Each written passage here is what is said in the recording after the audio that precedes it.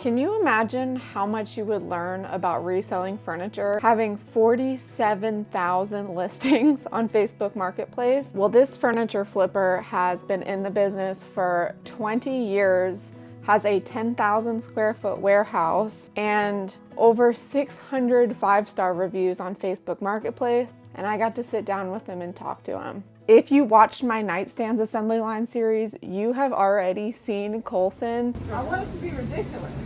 I want you to be ridiculous. I bought most of the nightstands from his warehouse. I had been seeing his listings on Facebook all the time, and I was looking for a mover for one of my dressers that I refinished to bring to a customer, and my mom recommended Colson because she had used his moving service before. Lo and behold, he shows up to my storage unit.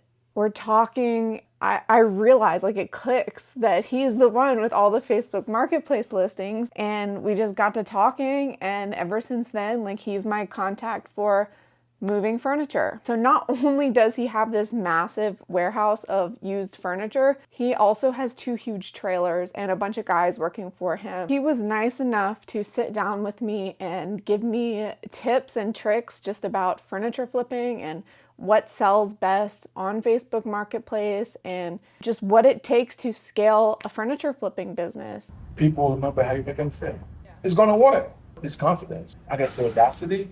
I didn't know it was gonna work. I started hiring people, then the work come. Now, I just want to warn you that I did mess up the audio on this pretty badly. It was a learning lesson, and I've been holding on to this footage for actually a couple months, deciding if I even wanted to post this. So just put the subtitles on because I think it would be a disservice to myself, to Colson, and all of my subscribers by not sharing this information. So it might be a little bit hard to understand it because there was a lot of noise in the background and I had to try to edit it out, and some of the words get a little muffled up, but hopefully you can read the subtitles and still learn a lot from this interview. I want to know, just starting out, like, what your story is and how we even got into this business. How much time do you have? The story is, I don't know, it's not even a story. It's just, my brother always said with this stuff, trial and error. Basically, you're just trying to see what works. I was kind of born a businessman because when I was a kid in Haiti, my mom used to sell stuff. So whenever she's not around, I'll be the one to sell stuff for her.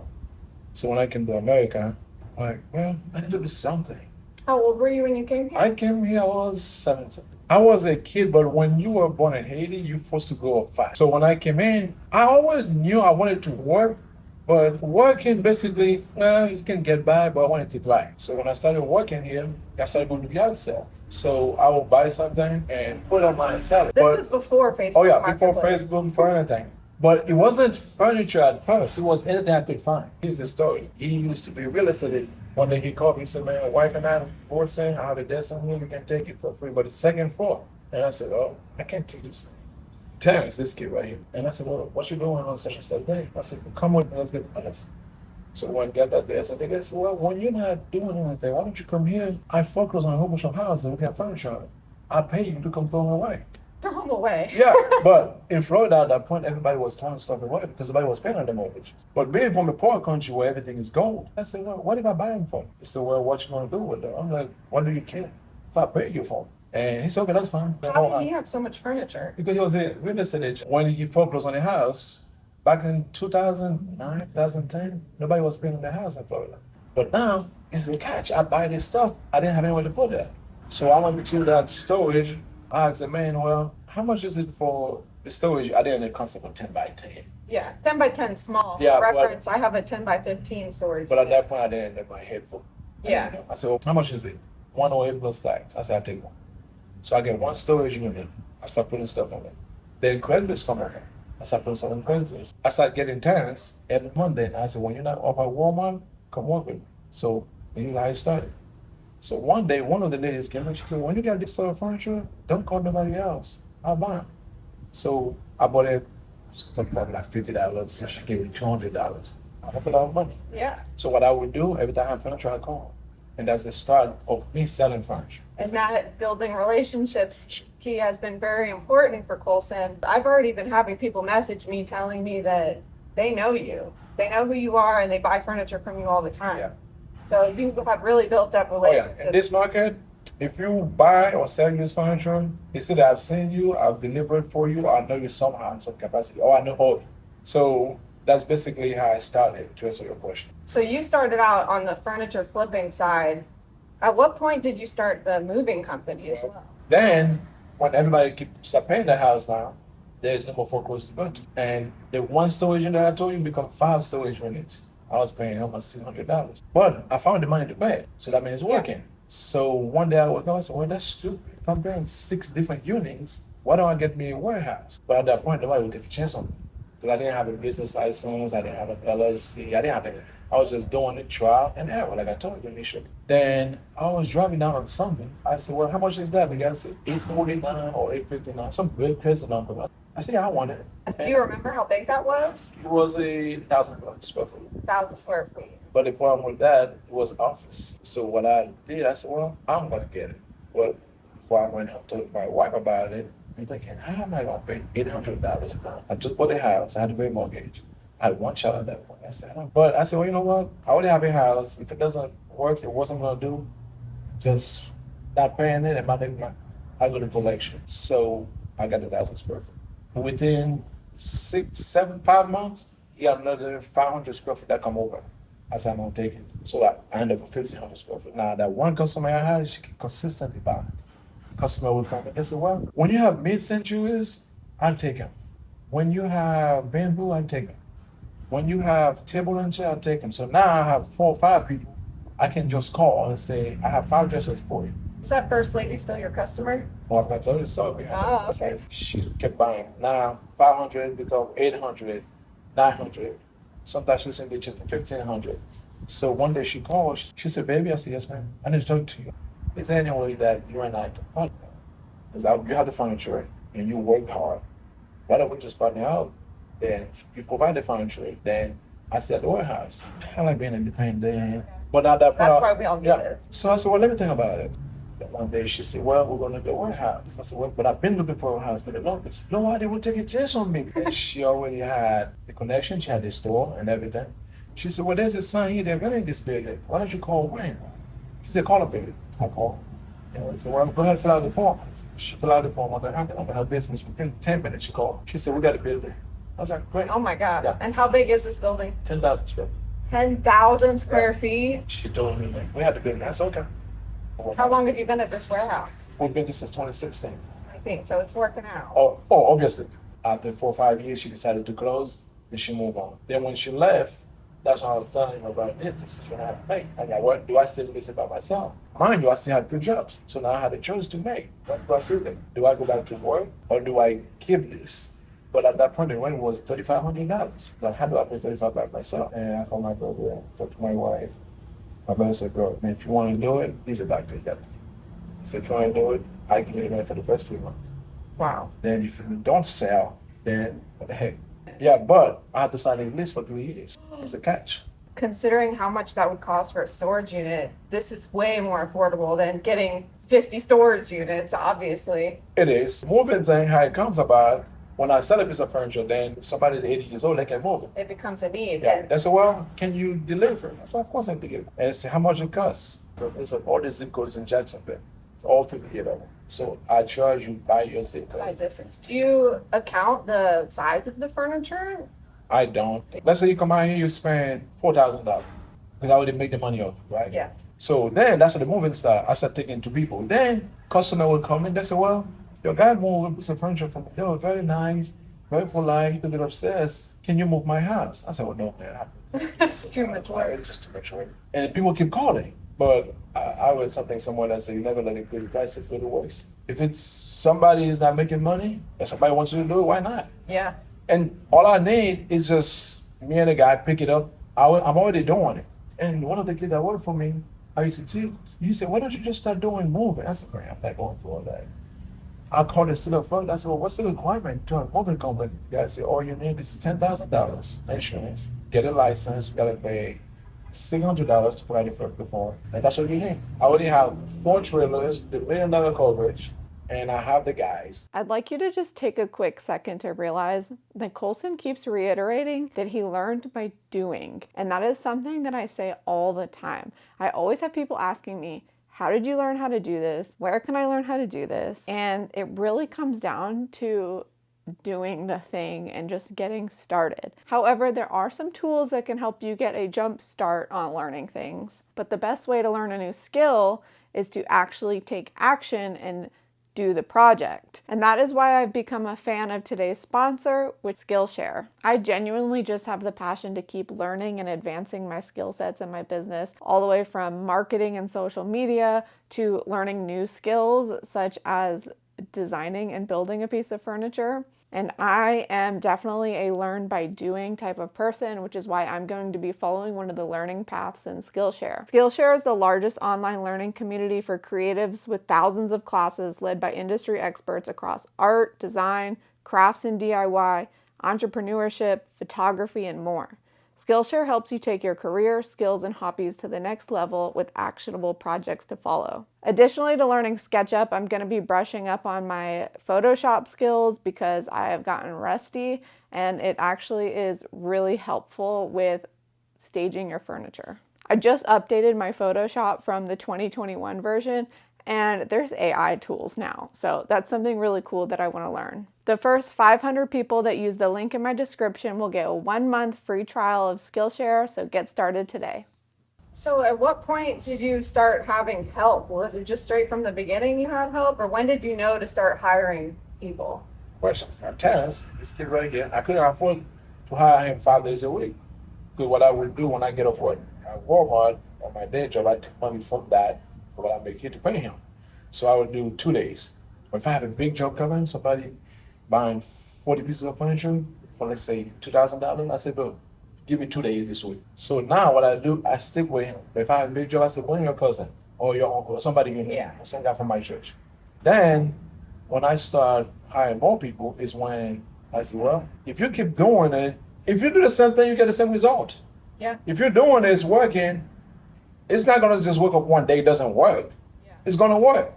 So then, but it's confidence. So you have to believe it, that it's gonna work. And I guess the audacity. You gotta have the audacity. Yeah, I was audacious enough to say, what the heck? I'm not gonna hire you, it's not a contract. Just come in. It's just whenever you need them is when you. That's what I used to do. Sweet. But again, it's not fair to the guy. He has a wife, he has a kid. He needs reliable. He needs something reliable. If he can't go to Amazon and work full time. So I told him, you know what, man, just come to work. Work in 5 days. 40 hours? No, it wasn't 40 hours initially. Was it like a salary, or you're paying him by the hour? No, I was paying him by the day. If you come in, let's say I pay you $20 an hour. It's still not gonna be fair. Because sometimes we work for 2 hours, but you work for 2 hours, but it's lifting furniture. Yeah. Imagine somebody work for 2 hours, you give them, but at that point, minimum was what, $6? Even if you give them $10, that's not fair. No. And I said, well, let me tell you, man, what do you think for that work that you do? What do you think it's worth? He said, man, give me 40. Sometimes an hour work is a lot of work. I said, man, here's $60. He said, no, you don't owe me how much. I said, just take it. So you're taking care of your people. Because at the end of the day, people remember how you make them feel. And then I hire him full time, 4 days a week. Then I have enough work. So then I hire him, hire the other kids. So I have 3 guys and myself. My son, now he was in high school. School wasn't in 14. I said, come and do work, man. I'll pay you every day. So, and sometimes he would just hold a dresser. But 2 people is better than 1. So I have 4 guys. But I always have enough money to pay them. So then the moving thing comes in. I start charging people by the hour. The going rate in this market is $195 an hour. For moving furniture? For moving anything. Yeah. It's $195 an hour. You have travel and gas fee. I don't do it that. I charge $150 an hour, I think about 3 hours. Get it done. And sometimes if an old person, you go into something, they say, can you move that picture frame, put it up there for me? What does that hurt? It just need it. People remember how you make them feel. How did you remember, do you remember at what point you knew that you were ready to start hiring somebody on full time though? Because I know a lot of people are where I'm at in our stage of our business, where I'm just now starting to stretch myself thin and looking at other ways that I can hire help, but it's very scary to now have this commitment to paying somebody else. If you build it, it will come. It's the kind of stuff you say, if you hire people, the job will come. It's just fake. And I said, you know what? Heck, in order for me to make money, I have to hire the people. So what I would do then you might ask, well, where the money come from? But what I would do, I would have outside money, like money from my own job. And sometimes I would take money from my saving account to pay a guy.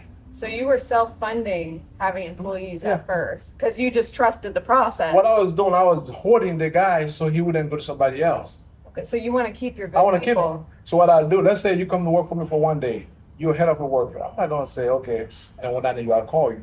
I said, bro, give me Monday, Wednesday, and Friday. Then I find a way to pay you for these 3 days. But in between, if I have a job on Tuesday, and you know what? It always works. It's the same thing with when you worry about stuff. If you worry about, I don't want to do this. 70% of the stuff you worry about is not gonna happen.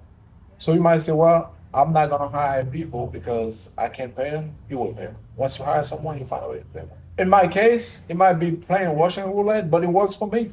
It always does. So to answer your question, I didn't know it was gonna work. I started hiring people, then the work come. But if you're gonna wait until you have the money or the flexibility or the fund or whatever, it's never gonna happen.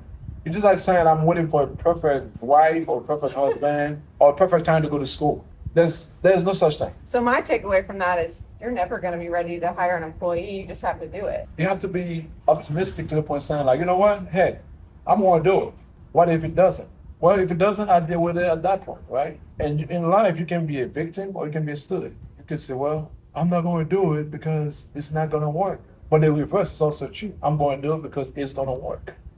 I'm going to do it because it is going to work. Yeah. If you write it down, you believe it. Now, don't just, I'm not saying it's not a cliche. You don't just write it down and believe it. You got to work toward it. You got to work hard. Like me, I was working literally 16 hours a day. That's ridiculous. People would say, well, ain't you tired? I don't have the luxury to be tired. But the same people that tell you they're tired, they work 65 hours for somebody, right? If you work 60 hours for someone, but you don't have 10 minutes to go towards your dreams, it's not that you don't have time. You're just lazy, uninspired. You don't want to do it. Working 65 hours for somebody else is way more difficult, in my opinion, than working for yourself all the time because you're working towards your own goals and your own dreams and something that you're passionate about. Most of your customers have come just from time and experience, but how do you get most of your customers now and your new customers coming in? I know you're really big on Facebook Marketplace and you had an insane amount of reviews and sales on your marketplace. Is that like a key part of your business still? I would say, if you look at it on Facebook Marketplace, I mean, you're posting like every day. I see your stuff pop up on my feed all the time. When I started, it was Craigslist, okay? Then I started on Craigslist. But, like I just told you, people remember how you make them feel. If you buy a dress from me, you will show the dollar or the tax. I said, man, don't worry about it. So basically, my customers is, I would say, I don't know. You don't know the percentage. Yeah, but I would say, let's say 20% is business, businesses. They're vendors. I got about 10 dealers. They come in, they get... These are people who are flipping furniture, like painting furniture. Yeah, they come in, they get 20 dresses. Motherfucker, Saturday I had one in here. People like me buying 18 nights. There you go. And I would say 20% of those. Okay. And marketplace, I have another, let's say 20. And then some people that order on the marketplace, but they know somebody. Everybody knows at least 20 people. So word of mouth is really big. There you go. So that's basically how my business is. And then, of course, I don't want to sound like I'm cocky or whatever, but it's like I'm a working billboard. I work at One Dixie to get a big piece of bread. They go, oh, what do you do? Oh, I have a moving company. I say, use furniture. Oh, my ex-boyfriend, he's a judge. I'm kicking out, don't get my dresser. And then I go get the dresser, right?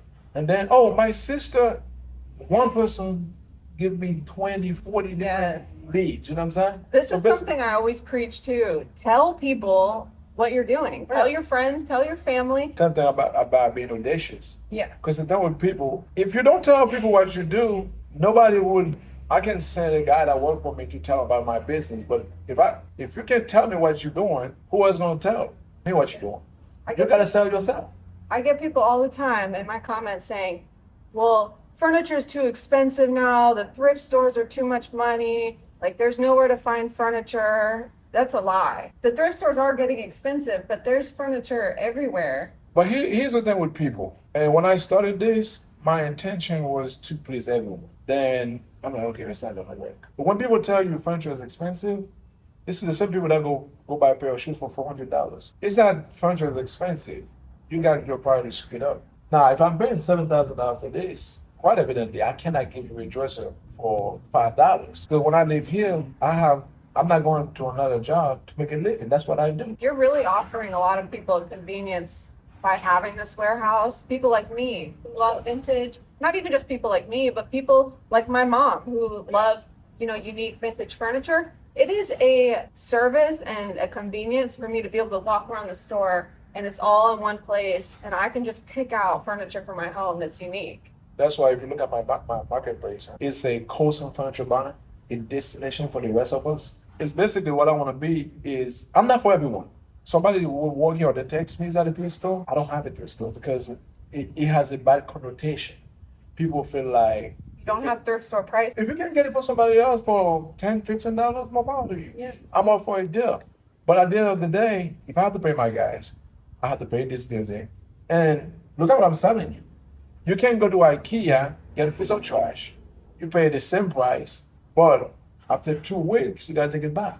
So typically what I tell people, I say, well, if you feel like it's expensive, thank you for coming. There's always an IKEA next to us. And then after 2 weeks, what they do? They come back. They go, they say, well, I wish I had listened to you because the one I bought 2 weeks ago, it's trash. You're like, I set my cup on it, Yeah. now it's got a big. I said, well, I could have told you that, but sometimes people want to. I mean, at the end of the day, people gonna do what they're gonna do. Dress I was selling 5 or 6 years ago for $120, it's still $120. You might ask, well, it doesn't make any sense. It does make sense because the people that come to me, they come to your warehouse. The expectation is to get a $120 dresser.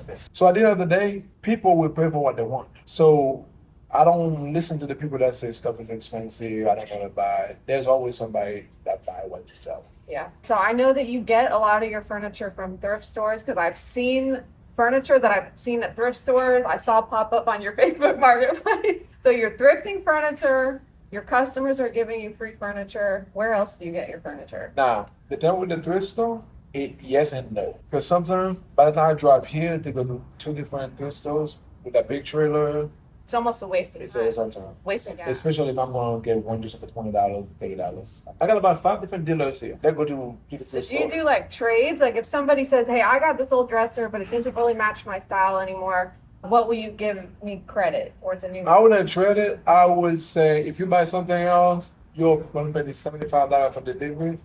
Just take it to it. Okay. Because I got so much furniture. So I don't. kind of like you Yes. could deliver the sale and do delivery in exchange for the free Yeah. furniture. But sometimes it's just because I just want to pick this out. Are you ever picky with the furniture that you take? So, like, it's so rude. I always feel guilt when people offer me free furniture, but I say, like, no, thank you. No, Because it shouldn't because genuinely, some furniture, like, it's almost, I'm refinishing it. So it's kind of a different story because I'm putting all these hours of labor into it. But some furniture is just not worth even picking up. yeah, you shouldn't feel bad because cheap is expensive. I know, for instance, for me, like long dressers sell really good, or are you just kind of like everything? Okay, let's do the first thing first. Let's answer the first question about if I'm picking about furniture. Yes, I am. Now, in my told I charge $150 an hour, minimum 3 hours. So if I show up to your house, I pick one piece, you owe me $450. Okay, so you have to consider, can I sell that piece of Exactly. furniture for the amount of time and labor? Yeah. So if I go pick it up, nobody wants it, or I'm gonna save for $75. Why would I spend $80 to get $75? Yeah. It doesn't make any sense. But there's a polite way to say to people, oh, it's nice, but at my warehouse it doesn't sell. If you put it on marketplace, somebody will be happy to get it. Or come get it for Yeah, free. I'm happy you consider it, but I don't want it. Yeah. I can't take it. So the second thing you said was, I believe, What do you look for? Are there certain pieces, certain qualities? I know there's probably certain colors and styles that sell best.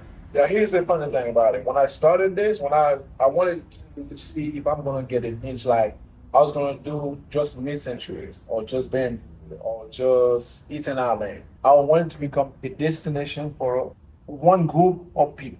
That's what I wanted to be. But again, it doesn't make any sense because you see this right here, somebody would buy it because it's solid wood, right? So you'll pick anything if it's gonna If it's- return on your On investment. my investment. So solid wood is Oh, yeah, typically yeah. what you look for. Yeah. But at the end of the day, it's not for me. I have to feel I'm selling to different people that have different tastes. You know what I'm saying? So to answer your question, yeah, I pick anything, everything. Time in the business has just taught you Gotcha. what pieces are worth more and how to price them. This is a really important thing that I didn't think to even ask you. Are you responding to all these Facebook Marketplace messages because you have hundreds I do. of posts? I How, do. and you're responding to Yeah, my everybody? phone is literally on my neck. My goal in life is to be nice to people. I would never be a jerk because it doesn't pay to be a jerk. Nobody like a jerk. But I can control what you say about me. I have 3 reviews on Facebook. I can tell you why I got them. I don't much care. I tell every customer this. If you do not love this piece, I don't want you to buy it. Yeah. Genuinely. And I'm not trying to be mean. I really want you to be happy. Yeah, I don't want you to buy it. Once you live here, we have that saying here from selling cars. I give you a 10-life warranty. That's what that means. If you turn here, you don't like it, I think you're not buy. But if I can see your 10-life, then I'm gonna get you. Okay. So before you buy, we call it a 10-life warranty. Tail light warranty. Yeah. Do you have any tips for how to price furniture? Because just walking around and looking at the way some of these pieces are priced, I think that there's furniture refinishers that are pricing it the same as you're selling it as is. Yeah, because here's what the deal is. Something we said initially, you gotta know your worth. Now, if they don't have anything like this, right? It's market.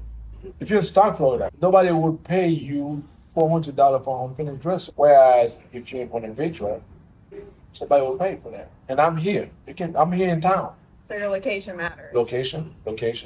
If somebody's selling a finished piece for $299, it could be they just started a business, they want to have customers. People are afraid to ask their worth. It's also the thing. Yeah. And sometimes with people too, I don't know if it's a confidence problem. I think it's also a patience problem. Because a lot of people, I get messages, or I see it on the Facebook painting groups. They'll be like, I've had this listed on Facebook Marketplace for 1 week, and nobody's bought it yet. That seems ridiculous to me because I've had pieces for 5 months that sell for full price. And Is patience a factor in selling furniture? Yeah. And typically I say that to people, if there's one thing I have, it's time. I've been doing this long enough to have the resources to keep a piece of furniture for 2 months if I have to. Because I don't have to sell it to pay my rent, which is a blessing. Yeah. You know what I'm saying? But you worked hard to get Yeah, there. but in your case, or somebody case that sells something for $199, it could be 3 things. It could be, I want the space. And some people too, they gotta sell something every day. I had a customer of mine.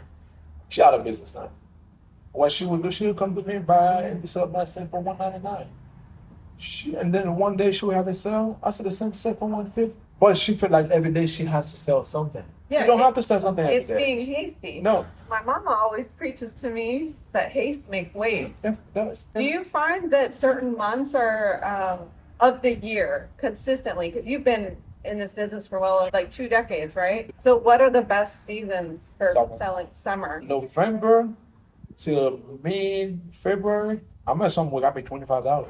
It's like, it's painful. It's slow. Yeah, painful. I said, well, you have to understand, we're not selling food, we're not selling gas. People don't have to buy a dresser every day. But one day you can make $4,000. Yeah. But summer is like, I'm saying furniture like crazy, like high kid. But December, but now what I do, when I'm selling a lot, I just keep the money for when I'm not selling. The people that taught me what I know about furniture told me, they will tell me is you gotta make 3 times on what you paid for. I don't adhere to that because you can get 7 times something. Yeah. But everything has a price. It's all depending on, like I said, supply and demand, the market, and you gotta know what you have. So as far as the moving business versus furniture sales, which is the bigger part of your company as far as a revenue stream? Oh, the furniture. The furniture? Yeah. Definitely. Because- So the moving is just like the bonus on top. Well, the moving is basically a venture that come out of my heart. When I started the furniture, I wanted to make it DAI, dumbass idea, because to me it was a dumb idea. That's what the nightstand project was. Yeah, exactly. People were like, why are you doing that? Yeah. I was like, I don't know. I just had a dumb idea. Yeah, but the problem with that, I always say that you cannot ask a blind person to fulfill your vision. Yeah. They cannot see your vision. Here's what the issue with people. Sometimes with people, it's not that it can't be done. They just don't want to put in the work. So you believe in the cliche, you got to spend money to make money. Or it's not a issue. Or one of my mentors says something like, "Scare money, don't make money." something like that. Scared money doesn't make Something money. like that. Do you have any tips for people on how to price furniture? Because I know a lot of it's experience, but is there anything you can think of off your top of your head for somebody who doesn't really know how to price furniture? Okay, here's what I would say to somebody who does not know how to buy stuff. I always say I don't like to leave money on the table. Now, of course, you don't want to be ridiculous. Okay, so if you're gonna set up nice thing, you feel like it's really valuable.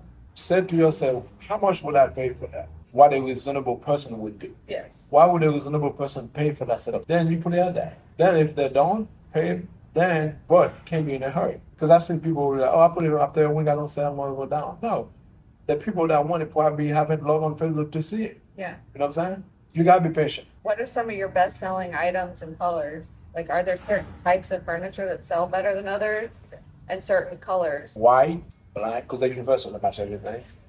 That's for the color. Anything black, white. And for whatever reason, ridiculous colors. Because I remember I picked up the last people dress was for $699, $700. It was that pink, that color. Hot Like pink. the pink, That hot is- pink? Yeah. Then they drove 2 hours to get it for $700. Yeah, any sort of like styles or Century, mid-century, maybe. bamboo. Now, when I started mid-century, I couldn't give it away from that. I couldn't give it away from that. Oh, maybe.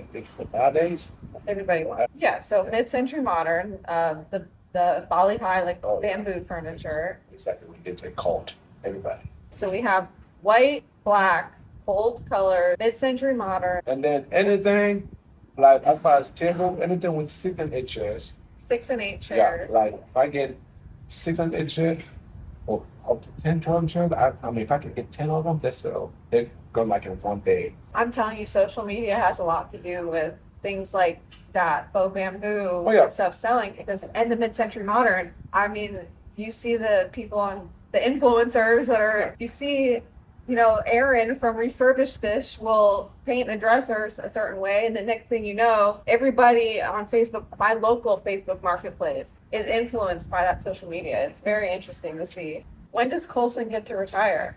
Do you even want to retire? The whole time about the retirement, well, see, to me, that's just, Sounds boring. no, not only sound born, it's a concept that they put in us. You got to work for 40 years, then enjoy 20. That doesn't make any sense. So the concept of retirement is not something what am I going to do?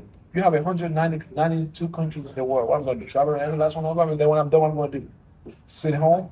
No, I mean, no. So let's walk around and Yeah. check out the place. Go for a walk. Let's look at the bamboo pieces. This right here, this is my money maker right here. That's why you keep the same. This is all my money. These people love them. If I could get a warehouse full of this, I literally I probably would be able to retire. But how do you find it? Well, Because you're just I go all over, but the thing with that, I have some dealers too. But again, too, what you have to understand, in some market, some people has that, they don't know what the hell they have. yeah. I have people that call me, write me a check for $1,000, take those to the trash. I bought a set of Bali High. It was a long dresser, tall chest like that one, Yes, ma'am. 2 nightstands, and the headboard and the mirror. I got it at a Habitat for $400. Yeah. And to me at the time, I was new to flipping furniture, and I was like, I called my mom actually. I was like, should I spend this $450? This is so much money. I've never spent $450. I turned around and sold it the next day for like $1,200, Yeah. which is probably too cheap. It's too cheap, but because if you had kept it, well, now you probably sell it for like $2,000. But again, you get your $800 profit. I did nothing, right? All I did was put it Yeah. in my trailer. Exactly. It's one of my best-selling furniture. Why? Because it's a long No, sideboard? it's not that. It's because look at it. It's called Rosewood. It's like the Oriental furniture. It's making a comeback. It's a what furniture? Oriental, like Asian. Well, they don't use Oh. that. Yeah, they don't use that word anymore. But that's Asian looking. Yeah. People love I these. did not know that. I'm gonna show you one I have up there. I wonder if the decor is coming back too. 'Cause I yes. always see a lot of vintage Oriental decor. If I scan that, it's probably selling on eBay for like $4,000 or $5,000. No way. Oh yeah. So Oriental furniture. How much do you have this one I have listed? this listed at $299. What? Well, That's a great deal. It is, but I had 10 of these dressers. Yeah, right. These are my best selling because it's sets. People love sets. People love sets. Like The thing with the beauty of this, if you have a husband, you have one for him, one for you, and then the 2 nightstands or king size. So whenever I have sets, I'll empty my bank account and buy them all because everybody buys sets. Furniture sets, people love them. People just love them.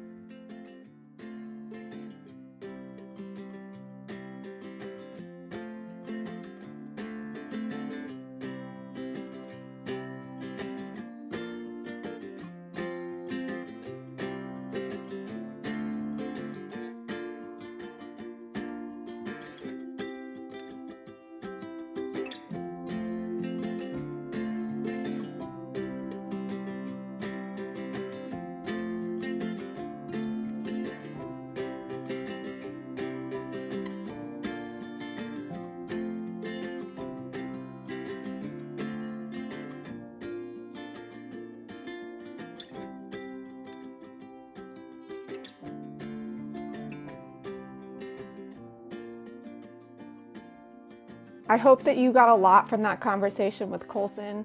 Some of the key takeaways that I got was just about how it takes a little bit of risk and confidence to scale a business.